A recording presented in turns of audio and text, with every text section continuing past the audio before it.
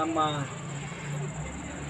ಭವಿಷ್ಯದ ನಾಡಿನ ಸತ್ಪ್ರಜೆಗಳು ನೀವೆಲ್ಲ, ನಿಮ್ಮೆಲ್ಲರಿಗೂ ಈ ಪರಿಸರದೊಳಗೆ ಸಮಾನತೆಯನ್ನು, ಮಾನವೀಯ ಮೌಲ್ಯಗಳನ್ನು ಜಗತ್ತಿಗೆ ಕೊಟ್ಟಿರ್ತಕ್ಕಂಥ ಆದಿಯಾಗಿ ಬಸವಣ್ಣನವರ ಹಾಗೂ ಅಂಬೇಡ್ಕರ್ ಅವರ ತತ್ವಾದರ್ಶಗಳನ್ನು ಬಾಲ್ಯದಲ್ಲಿಯೇ ಬೆಸೆಗಿರ್ತಕ್ಕಂಥವ್ರು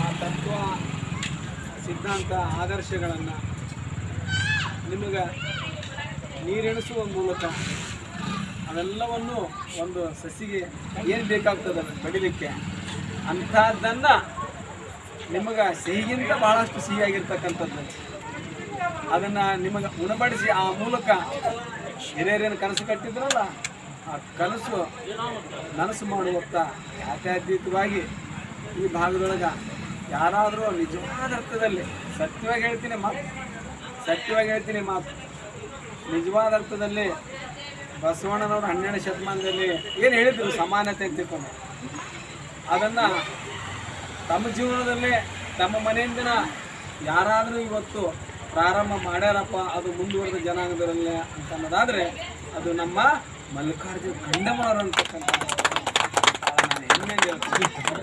ಬಸವಣ್ಣನವ್ರು ಬರೀ ಹೇಳ್ತಾರೆ ಬಸವಣ್ಣ ಹಾಗಿದ್ರೆ ಹೀಗಿದ್ರೆ ನಾವೆಲ್ಲ ಬಸವಣ್ಣ ತತ್ವ ಪಾಲನೆ ಮಾಡ್ಬೇಕಂತ 2 ಜನ ಪಾಲನೆ ಮಾಡ್ತಾರೆ. ಈಗ ಹೊರಗಡೆ ಬಾಬಾ ಸಾಹೇಬ್ರು ಹಾಗೆ ಹೀಗೆ ಬಾಬಾ ಸಾಹೇಬ್ರು ಸಮಾನತೆ ಕೊಟ್ಟರು, ಬಾಬಾ ಸಾಹೇಬ್ ಹಂಗೆ ನಾವೆಲ್ಲ ಹಂಗೆ ಇರಬೇಕು, ಬುದ್ಧ ಬಸವ ಅಂಬೇಡ್ಕರ್ ಒಂದೇ ಅಂತಕ್ಕಂಥದ್ದನ್ನು ಭಾಳ ಚೆನ್ನಾಗಿ ಹೊರಗಡೆ ಭಾಷೆ ಮಾಡ್ತಾರೆ.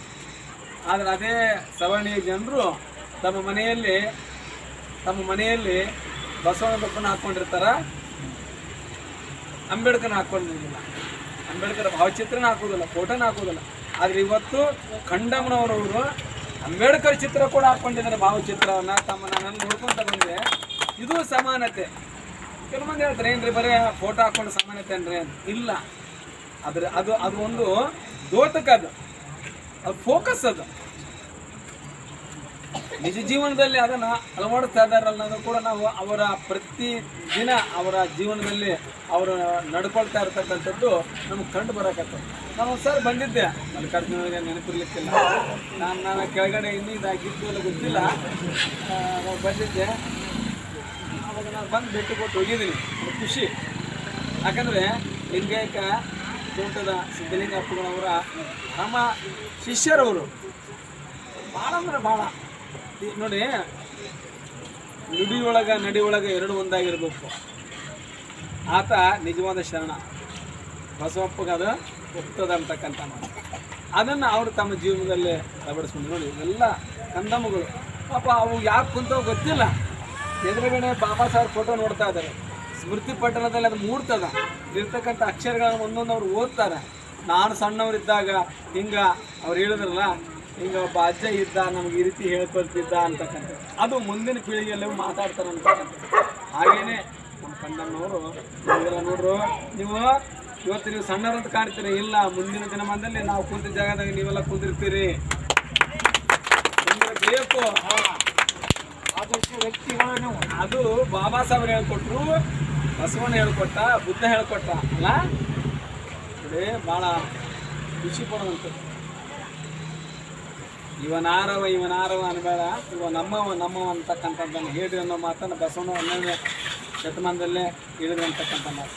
ನೋಡಿ ಇವೆಲ್ಲ ಬರೆದಿದ್ದಾರೆ, ದೈವೀಯ ಧರ್ಮದ ಮೂಲವೇ ಅಂತಕ್ಕಂಥ ಮಾತು. ಅದ್ರ ಜೊತೆಗೆ ಇಲ್ಲಿ ಕೂಡ ಸಕಲ ಜೀವಾತ್ಮನಿಂದ ಲೇಸನೆ ಬಯಸುವವನು ಅವನೇ ದೇವರ ಕುಲದವನು, ಅವನೇ ಕುಲವಂತ ನಿಜವಾಗಲೂ ಕಲ್ಪನೆ ಮಾಡ್ಕೊಂಡ್ಬಿಟ್ರೆ ಎಲ್ಲೋ ತೊಗೊಂಡು ಹೋಗುತ್ತಮ್ಮ. ನೋಡಿ, ಸಕಲ ಜೀವಾತ್ಮನಿಗೆ ಎಲ್ಲ ಯಾವ ಜಾತಿ ರೀ, ಯಾವ ಕುಲ, ಯಾವ ಮತ, ಯಾವ ಜಾತಿ, ಯಾವ ಧರ್ಮ ಏನದಲ್ಲ ಎಲ್ಲೈತೆ ಹೇಳ್ರಿ. ಸಕಲ ಜೀವಿಗಳಿಗೆ ಪ್ರತಿಯೊಂದು ಹುಟ್ಟಿದ ಈ ಭೂಮಂಡಲ ಮೇಲೆ, ಈ ಜಗತ್ತಿನೊಳಗೆ, ಈ ಪ್ರಪಂಚದೊಳಗೆ, ಈ ಭೂಲೋಕದೊಳಗೆ ಎಷ್ಟು ಹೆಸರದಲ್ಲ ಇದಕ್ಕೆ. ಇಲ್ಲಿ ಹುಟ್ಟುವ ಪ್ರತಿಯೊಂದು ಜೀವಿ ಬರೀ ಮನುಷ್ಯ ಅಲ್ಲ, ಪ್ರಾಣಿಯಿಂದ ಹಿಡ್ಕೊಂಡು ಆ ಎಲ್ಲ ಜೀವಿಗಳಿಗೆ, ಸಕಲ ಜೀವಾತ್ಮರಿಗೆ ಒಳ್ಳೆಯದನ್ನು ಯಾರು ಬಯಸ್ತಾರ ಅವನೇ ನಿಜವಾದಂಥ ಕುಲಸ್ಥ, ಅವನೇ ದೇವರ ಕುಲದವರನ್ನು ಮಾಡ್ತಾರೆ. ಇದು 12ನೇ ಶತಮಾನದಲ್ಲಿ ಬಸವಣ್ಣನ ಬುದ್ಧ ಕ್ರಿಸ್ತ ಶಕ ಪೂರ್ವ ಹೇಳ್ಕೊಟ್ಟಿರ್ತಕ್ಕಂಥದ್ದು ಅದನ್ನು ನಡೆಯಲ್ಲಿ ಸಂವಿಧಾನದ ಮೂಲಕ ತಂದು ಕೊಟ್ಟಿರೋರು ಬಾಬಾ ಸಾಹೇಬ್ ಅಂಬೇಡ್ಕರ್ ಅಂತಕ್ಕಂಥ ಮಾತನ್ನು ಭಾಳ ಹೆಮ್ಮೆಯಿಂದ ನಾನು ಹೇಳ್ತೀನಿ. ಹಾಗಾಗಿ 133ನೇ ಬಾಬಾ ಸಾಹೇಬ್ ಅಂಬೇಡ್ಕರ್ ಅವರ ಜನ್ಮದಿನಾಚರಣೆಯನ್ನು ಯಾರು ಇವತ್ತು ಮನೆಯಾಗ ಆಚರಿಸ್ತಾರೆ ರೀ? ಅದು ಒಬ್ಬ ನಾನು ಜಾತಿ ಹೇಳ್ತೀನಿ ಅಂತ ಅಂದ್ಕೊಂಡು ನನಗೆ ಒಂಥರ ಮನಸ್ಸಿಗೆ ಅಳಕಾಣಿಸ್ತದೆ. ಹೇಳಬಾರ್ದು. ನಮ್ಮ ಮಲ್ಲಿಕಾರ್ಜುನ ಖಂಡಮ್ಮನವ್ರ ವಿಷಯದಲ್ಲಿ ನಾವು ಜಾತಿನೇ ತರಬಾರ್ದು. ಆದಾಗೂ ಪ್ರಾಸಂಗಿಕವಾಗಿ ಹೇಳ್ಬೇಕಾಗ್ತದೆ. ಒಬ್ಬ ಮುಂದುವರೆದ ಜನಾಂಗದವರು ಯಾವ ರೀತಿ ಬದಲಾವಣೆಯಾಗಿ ಕೇವಲ ಬಸವಣ್ಣನ ಹಿಡ್ಕಲಿಲ್ಲ, ಅಂಬೇಡ್ಕರ್ ತತ್ವ ಕಡೆ ಹಿಡ್ಕೊಂಡ್ರು. ಯಾಕಂದರೆ ಬುದ್ಧ ಬೇರೆ ಅಲ್ಲ, ಬಸವ ಬೇರೆ ಅಲ್ಲ, ಅಂಬೇಡ್ಕರ್ ಬೇರೆ ಅಲ್ಲ ಅಂತಕ್ಕಂಥ ಮಾತು. ಇದು ಪ್ರತಿಯೊಬ್ಬರಿಗೂ ಬಂದಾಗ ಮಾತ್ರ 12ನೇ ಶತಮಾನದಲ್ಲಿ ಬಸವಣ್ಣವರು ನಮಗಾಗಿ ಏನೆಲ್ಲವನ್ನು ಮಾಡಿದ್ರಲ್ಲ, ಜೊತೆಗೆ ತಮ್ಮನ್ನು ತಾವು ಅರ್ಪಣೆ ಮಾಡ್ಕೊಂಡ್ಬಿಟ್ರಲ್ಲ, ಅದು ಸಾರ್ಥಕ ಆಗುತ್ತೆ ಅಂತಕ್ಕಂಥ ಮಾತು. ನಿಜವಾಗಲೂ ಈಗ ಕೋಡ್ ಆಫ್ ಕಂಡಕ್ಟ್ ಇರೋದ್ರಿಂದ ಹೆಚ್ಚು ಮಾತಾಡೋಕೆ ಹೋಗೋದಿಲ್ಲ. ಏನೇನೋ ಮಾತಾಡ್ಬೇಕಂತ ಬಂದರೂ ಕೂಡ ಅದು ನಾಯಕರವ್ರಿಗೆ ಗೊತ್ತು, ನಮ್ಗೆ ಗೊತ್ತು. ಯಾಕಂದರೆ ಇವೆಲ್ಲ ಚುನಾವಣೆ ಇದ್ದ ಸಂದರ್ಭದಲ್ಲಿ ನಾವು ಬೇರೆ ಏನೋ ಮಾತಾಡೋಕ್ಕಾಗೋದಿಲ್ಲ. ಆದಾಗ್ಯೂ ಕೂಡ ನಾವು ಅಂಬೇಡ್ಕರ್ ಅವರು ಈ ನಾಡಿಗೆ ನಮಗೆ ಏನು ಕೊಟ್ಟರು ಅಂತ ಸಂವಿಧಾನ ಪೀಠಿಕೆಯನ್ನು ಅವ್ರ ಹಾಡಿನ ಮೂಲಕ ನಮ್ಗೆ ಹೇಳ್ಕೊಟ್ರು ಅಂತ ಅದ್ಭುತ ರೀ. ಭಾರತದ ಪ್ರಜೆಗಳಾದ ನಾವು ನಾವು ಅಂತಕ್ಕಂಥ ಹಾಡು ಕೇಳ್ತಾ ಇದ್ರೆ ರೋಮಗಳಲ್ಲಿ ಭೀಮಬಲ ಬಂದಂಗೆ ಆಗುತ್ತದೆ. ಎಷ್ಟು ಖುಷಿ ಕೊಡ್ತದ, ಎಷ್ಟು ನಮ್ಮನ್ನೆಲ್ಲೂ ತೊಗೊಂಡು ಹೋಗ್ಬಿಡ್ತದೆ. ಅದು ಅದು ನಿಜವಾದ ದೇಶಭಕ್ತಿ, ರಾಷ್ಟ್ರಭಕ್ತಿ, ನಾವೆಲ್ಲರೂ ಒಂದಪ್ಪ ಅಂತಕ್ಕಂಥದ್ದು. ಅದನ್ನು ಪ್ರತಿಯೊಬ್ಬ ಭಾರತೀಯರಾಗಿರ್ತಕ್ಕಂಥ ನಾವು ನಮ್ಮ ಜೀವನದಲ್ಲಿ ಅಳವಡಿಸ್ಕೊಂಡು ಏನು ಈ ಭಾರತದ ಏಕತೆಗೆ ಅಖಂಡತೆಗೆ ಏನು ಹಿಂದಕ್ಕೆ ಬ್ರಿಟಿಷರ ವಿರುದ್ಧ ಹೋರಾಟ ಮಾಡಿ ನಾವು ಇಡೀ ದೇಶವನ್ನು ಪಡ್ಕೊಂಡು ಆ ದೇಶವನ್ನು ನಾವೆಲ್ಲರೂ ಒಗ್ಗಟ್ಟಾಗಿ ಮುನ್ನಡೆಸ್ಕೊಂಡು ಹೋಗುವಂಥದ್ದು ಪ್ರತಿಯೊಬ್ಬರ ಜವಾಬ್ದಾರಿ. ಹಾಗೇನೇ ಇಲ್ಲಿ ಮಕ್ಕಳಿದ್ದಾವೆ. ನಿಜವಾಗ್ಲೂ ನನಗೆ ಭಾಳ ಖುಷಿ ಅನ್ಸಕತ್ತದ. ನಾನು ಒಂದು ಕಾಲ ನಾವೆಲ್ಲರೂ ಅದನ್ನು ದಾಟಿ ಬಂದವ್ರೀಗ, ಇದನ್ನು ದಾಟಿ ನಾವು ಬಂದವರಲ್ಲ, ನಾವು ಒಂದಿಷ್ಟು ಕಲ್ಪನೆ ಮಾಡ್ಕೊಳ್ಳೋಣ. ನಾವು ಆ ವಯಸ್ಸಿನಲ್ಲಿದ್ದಾಗ ಏನಿದ್ದೀವಿ ಅಂತ ಒಂಚೂರು ನಮ್ಮ ಮನಪಟ್ಟದ ಅದು ಮಸಕಾಗಿ ಬಂದು ಹೋಗುವಂಥದ್ದು ಸಾಧ್ಯತೆ ಇರ್ತದೆ. ನಾನು ಹಿಂಗೆ ಇದ್ದೆ, ನಮ್ಮ ಸರ್ ಹಿಂಗೆ ಕಲಿಸಿದ್ರು, ನಾನು ಇಂಥಲ್ಲಿ ಹಿಂಗೆ ಪಾಠ ಓದ್ತಿದ್ದೆ, ನಾನು ಮಾಡಿ ಅಂತಕ್ಕಂಥೆಲ್ಲ ನಮಗೆ ನೆನಪಾಗ್ತವೆ. ನಮ್ಮ ಜೈವ ಮೋಟರ್ ರಿಕ್ಷಾ ಮಾಲಕ ಚಾಲಕ ಅಧ್ಯಕ್ಷ ಆಗಿರ್ತಕ್ಕಂಥ ಪ್ರಶಾಂತದವರು ನಾವೆಲ್ಲ ಬರ್ತಾ ಮಾತಾಡ್ತಾ ಬಂದ್ವಿ, ಕಮಿಷನ್ ಮಾತಾಡ್ತಾ ಬಂದವು.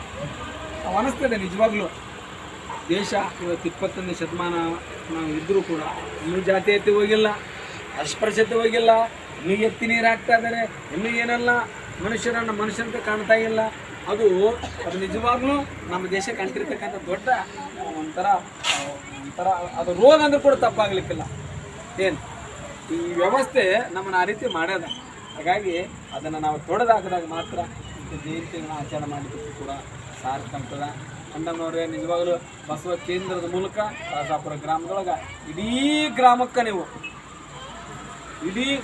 ನೀವು ಕಳಸವಿದ್ದಂಗೆ ಯಾವುದಕ್ಕೆ ಮಾನವೀಯ ಮೌಲ್ಯಗಳಿಗೆ ಸಮಾನತೆಯನ್ನು ಸಾರುವುದರಲ್ಲಿ ನೀವು ಈ ಊರಿಗೆ ಕಳಸವಿದ್ದಂಗೆ ಅಂದ್ರೂ ಕೂಡ ತಪ್ಪಾಗಲಿಕ್ಕಿಲ್ಲ ಅಂತಕ್ಕಂಥ ವೈಯಕ್ತಿಕವಾಗಿ ನಾನು ಯಾಕಂದರೆ ಒಬ್ಬ ಮುಂದುವರೆದ ಜನಾಂಗದ ಒಬ್ಬ ಮನೆಯೊಳಗೆ ಅಂಬೇಡ್ಕರ್ ಜಯಂತಿ ನಾವು ಆಚರಣೆ ಮಾಡ್ತಾ ಇದ್ದೀವಿ ಅಂದರೆ ಅವರು ನಮ್ಮನ್ನು ಕರ್ಕೊಂಡಾರ ಮುಟ್ಟಿಸ್ಕೊಳ್ಳದೇ ಇರ್ತಕ್ಕಂಥ ವ್ಯವಸ್ಥೆ ಒಳಗೆ ಇವತ್ತು ನಮ್ಮನ್ನು ಮನ್ಯಾಗ ಕರ್ಕೊಂಡು ನಮ್ಮನ್ನು ನಾಯಕರನ್ನ ಪರಶುರಾಮನ ಮಾಂತೇಶನ್ನ ಸುಧಾನ ಆಚರಣೆ ಮಾಡ್ತಾ ಇದ್ರೆ ನಮ್ಮ ಕೃಷ್ಣನ ಮುತ್ತನ್ನು ಕರ್ಕೊಂಡು ಮಾಡ್ತಾರೆ ಅನ್ನೋದಾದರೆ ಇದಕ್ಕಿಂತ ಸಮಾನತೆ ಇನ್ನೇನು ಬೇಕಾ ನಮಗೆ?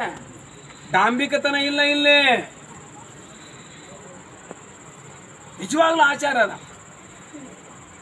ಅನುಷ್ಠಾನ ಅದ. ಇದನ್ನ ಬಸವಣ್ಣನವರು ಅವತ್ತಿನ ಕಾಲದಲ್ಲಿ ಮಾಡಿದ್ರಲ್ಲ, ಎಷ್ಟು ಕ್ರಾಂತಿ ಆಯ್ತಲ್ಲ, ಅದು ಏನೆಲ್ಲ ಅನುಭವಿಸಿದ್ರಲ್ಲ.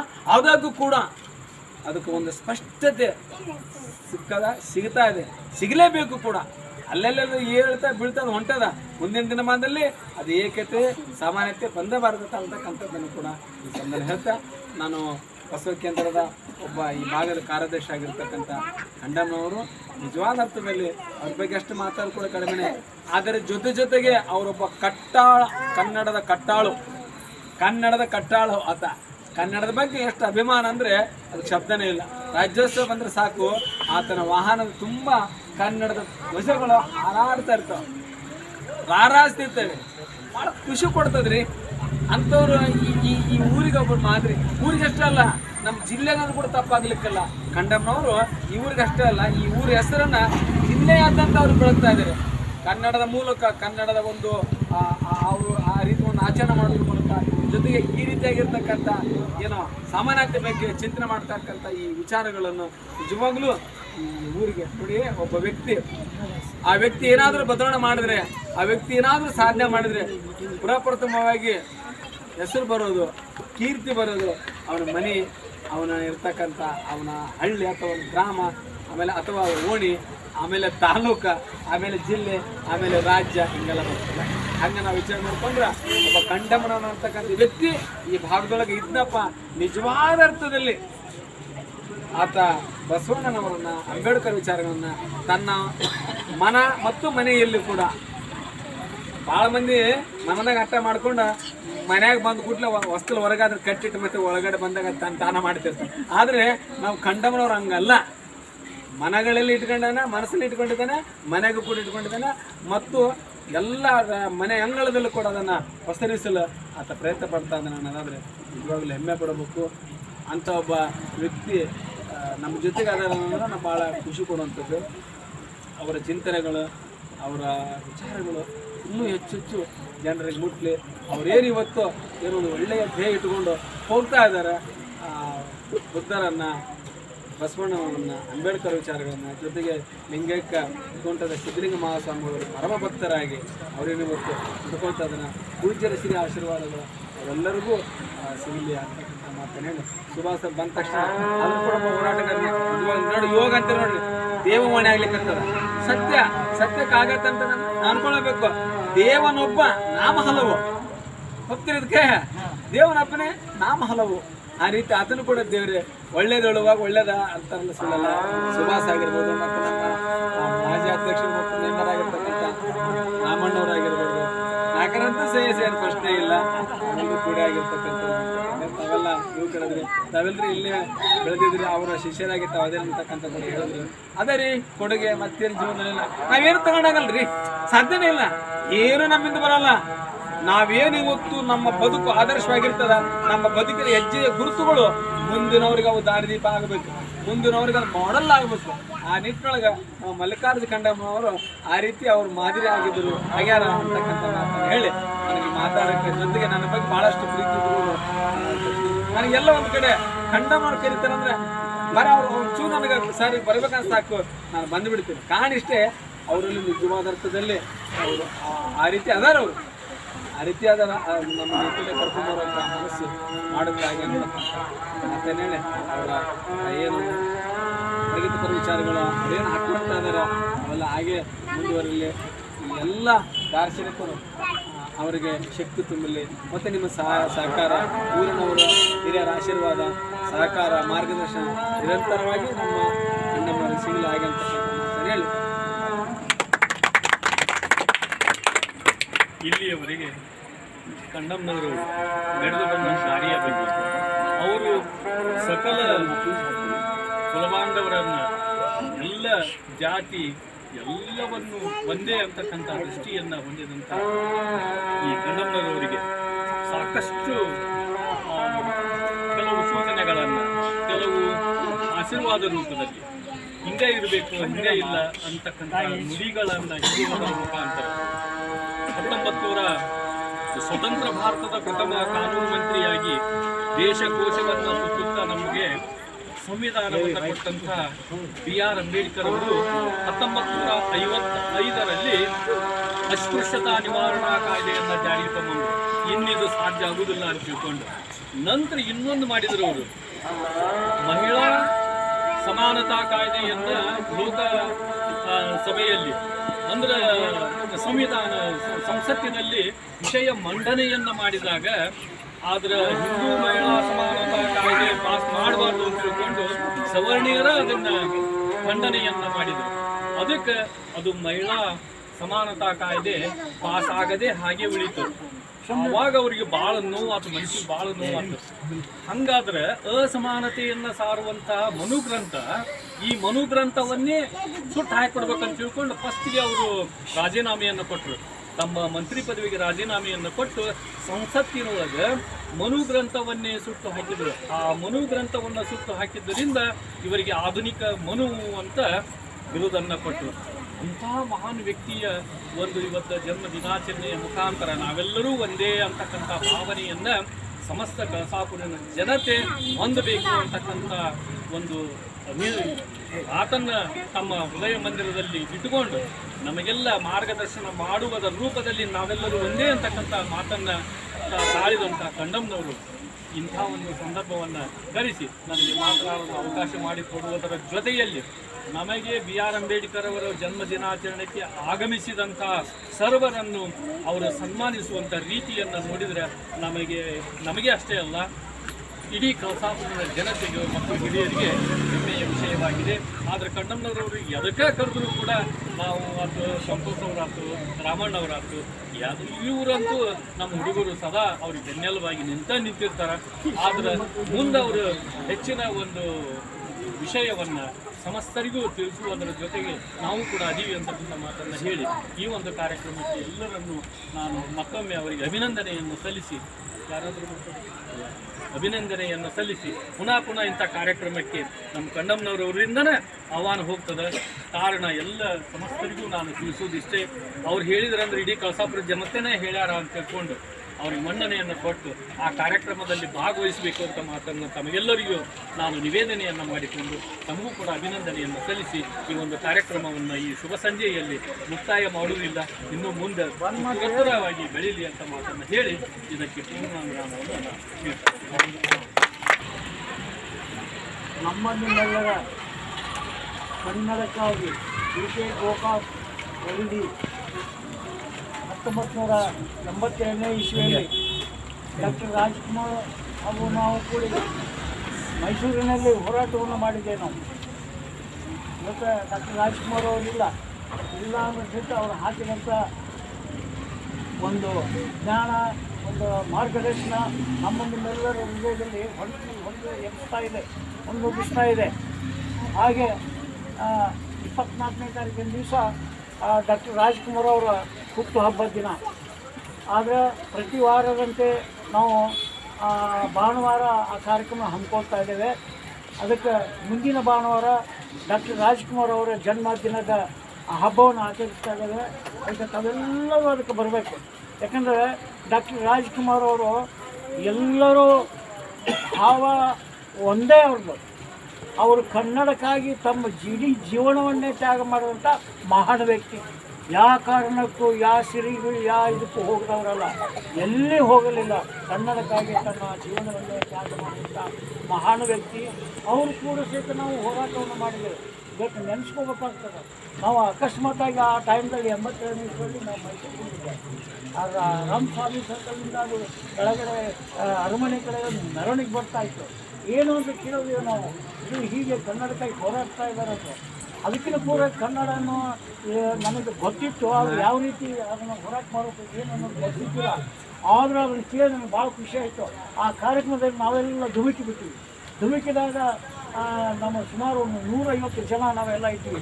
25 ಕೈದಿ ಗಲ್ಲಗಳನ್ನು ತಲೆ ಮೇಲೆ ಹೊತ್ತುಕೊಂಡು ಮೈಸೂರು ನಗರವೆಲ್ಲ ಸಂಚರಿಸಿದ ಟೈಮ್ದಲ್ಲಿ ನಮ್ಮ ಪೊಲೀಸರು ಬಂದು ವ್ಯಾನ್ ಬಂದು ಅರೆಸ್ಟ್ ಮಾಡಿ ನಮಗೆ ತೊಗೊಂಡು ಹೋಗ್ಬಿಟ್ಟು ಒಳಗಡೆ. ಅದು ಸುದ್ದಿ ಡಾಕ್ಟರ್ ರಾಜ್ಕುಮಾರ್ ಅವ್ರು ಹೋದಾಗ ಅವರು ಸೀದಾ ಬೆಂಗಳೂರಿಂದ ಮೈಸೂರಿಗೆ ಬಂದರು. ಅಲ್ಲಿವರೆಗೆ ನಾವು ಕಸ್ಟಡಿ ಒಳಗಿದ್ವಿ. ಬಂದು ಅವರೆಲ್ಲ ವಿಚಾರ ಮಾಡಿದ್ವಿ, ಯಾಕೆ ಅವ್ರನ್ನ ಇದು ಮಾಡಿದ್ವಿ ಏನೂ ಆಗ್ತಿಲ್ಲ. ಅವರು ನಾವು ಹೇಳಿದ್ವಿ ನಾವು ಅನ್ನೋದು ಒಂದು ಕನ್ನಡದ ಶಬ್ದ, ಒಂದು ಸರ್ಕಾರದಲ್ಲಿ ಆದೇಶಗಳು ಕನ್ನಡದಲ್ಲಿ ಆದೇಶ ಆಗಬೇಕು. ಆ ಸರ್ಕಲರು ಕನ್ನಡದಲ್ಲಿ ಆದೇಶ ಆಗಬೇಕು. ಅದಕ್ಕೆ ಸಾಮಾನ್ಯ ಜನರಿಂದ ಹಿಡ್ಕೊಂಡು ಮೇಲದರ್ಜೆ ಜನರೊಳಗಿನೂ ಸರ್ಕಾರದಲ್ಲಿ ಬರ್ತಕ್ಕಂಥ ಪತ್ರವ್ಯವಹಾರ ಓದುವಂಥದ್ದು ಎಲ್ಲರಿಗೂ ಆಗಬೇಕು. ಅದಕ್ಕೋಸ್ಕರ ಕನ್ನಡಕ್ಕಾಗಿ ಹೋರಾಡ್ತಾ ಇದ್ದಾರೆ ಅಂತೇಳಿ ಅಂದಾಗ ಅಲ್ಲಿ ಅವರು ತಮ್ಮ ಸ್ವಂತ ಕಾಲದಲ್ಲಿ ಹೋರಾಡಿದ ಕನ್ನಡದ ಸಲುವಾಗಿ ಹೋರಾಡಿದ್ದಾರೆ. ಪ್ರತಿಯೊಂದು ಜನನು ಪತ್ರವ್ಯವಹಾರ ತಾವೇ ಸ್ವತಃ ಓದಬೇಕು ಅನ್ನೋಂಥ ಉದ್ದೇಶದಿಂದ ಅವರು ಹೋರಾಟ ಮಾಡಿದ್ರು. ನಾವೆಲ್ಲ ಹೊರಗಡೆ ಬಂದಿವಿ. ಮತ್ತು ಲಕ್ಷೋಪಲಕ್ಷ ಜನ ನಮ್ಮ ಮೈಸೂರು ಅರಮನೆ ಆವರಣದಲ್ಲಿ ನಾವೆಲ್ಲ ಜನಸಮೂಹ ಕೂಡಿದ್ವಿ. ಅಂದಿನಿಂದ ನಾನು ಕನ್ನಡಕ್ಕಾಗಿ ಎಲ್ಲೇ ಕನ್ನಡದ ಬಗ್ಗೆ ಅಚ್ಚ ಕನ್ನಡ, ಅದು ಶಿಕ್ಷಣಕ್ಕೆ ಸಂಬಂಧಪಟ್ಟಂಥ ಕನ್ನಡಕ್ಕಾಗಲಿ ಅದಕ್ಕೆ ನಾವು ಹೋರಾಟನ ಇನ್ನೂವರೆಗೂ ಹೋರಾಡ್ಕೊಂಡೇವೆ. ನಾವು ಹೋರಾಟ ಮಾಡ್ಕೊತಾ ಇದ್ದೀವಿ. ಅದಕ್ಕಂಥ ಪವಿತ್ರ ದಿನ ನಮ್ಮ ಡಾಕ್ಟರ್ ರಾಜ್ಕುಮಾರ್ ಅವ್ರದ ಭಾನುವಾರ ಕಾರ್ಯಕ್ರಮಕ್ಕೆ ಅದಕ್ಕೆ ಎಲ್ಲ ಮಕ್ಕಳು ನೀವೆಲ್ಲ ಬರಬೇಕು. ನೀವೆಲ್ಲ ನೋಡಿರಿ ಕನ್ನಡಕ್ಕಾಗಿ ಹೋರಾಡಬೇಕು. ಇವತ್ತು ಗುರುಗಳು ಏನು ಹೇಳಿದ್ರು ನಮ್ಮ ಕಿವಿಯೆಲ್ಲ ಗುರುಗಳ ಕಡೆ ಇರಬೇಕು, ಚಿತ್ತೆಲ್ಲ ಗುರುಗಳು. ಯಾಕಂದರೆ ಅವರೆಲ್ಲರ ಕಿವಿಗೆ ಹೇಳೋಕ್ಕಾಗೋದಿಲ್ಲ. ನಮ್ಮ ಜಾಡ ನಮ್ಮ ಕಿವಿ ಆಗಬೇಕಂದ್ರೆ ನೀವೆಲ್ಲ ರ್ಯಾಂಕಿಗೆ ಬರ್ತೀವಿ, ಪಾಸ್ ಆಗ್ತೀವಿ. ಅವ್ರು ಹೇಳೋ ಬೋಧನೆ ನೀವು ಯಾರು ಕೇಳಿಲ್ಲ ಅಂದರೆ ನಿಮಗೆ ಮನನಾಗೋದಿಲ್ಲ, ಪರೀಕ್ಷೆಯಲ್ಲಿ ಕೈ ಓಡೋದಿಲ್ಲ. ಮನನ ಆಯ್ತಂದರೆ ಅಲ್ಲಿ ಮನಸ್ಸು ಹೇಳ್ತದೆ, ಕೈ ಬರೀತದೆ, ಅದಕ್ಕೆ ಮುಂದೆ ಹೋಗ್ತದೆ. ನೀವು ಕೇಳಿಲ್ಲ, ಏನು ಮಾಡಲಿಲ್ಲ ಅಂದರೆ ಈ ಕೈ ನಿಲ್ತದೆ. ಅದಕ್ಕೆ ನೀವೆಲ್ಲರೂ ಈ ಶಾಲೆಯಲ್ಲಿ ಗುರುಗಳ ಬೋಧನೆಗಳು ನಿಜವಾಗ್ಲೂ ನೀವು ಕೇಳಿದ್ವಿ ಆದರ್ಶವಾದಿಗಳು ಆಗಲಿ ತಿಳಿಸಿ ಈಗಾಗಲೇ ಅವ್ರಿಗೆ ಸಮಯ ಭಾಳ ಆಯಿತು. ಆದರೂ ಸಹಿತ ನಮ್ಮ ಒಂದು ಕಾರ್ಯಕ್ರಮಕ್ಕೆ ಭಾಳ ನಿಧಾನಾಗಿ ಶಾಂತ ಆಗಿಬಿಟ್ಟರೆ ನಮಗೆ ಭಾಳ ಖುಷಿ ಆಗುತ್ತದೆ. ಅದಕ್ಕೆ ಕೊನೆಯದಾಗಿ ವಚನ ಮಂಗಳ ಗೀತೆಯೊಂದಿಗೆ ನಾವು ಕಾರ್ಯಕ್ರಮ ಮುಗಿಸ್ತಾ ಹೇಳ್ತೇವೆ.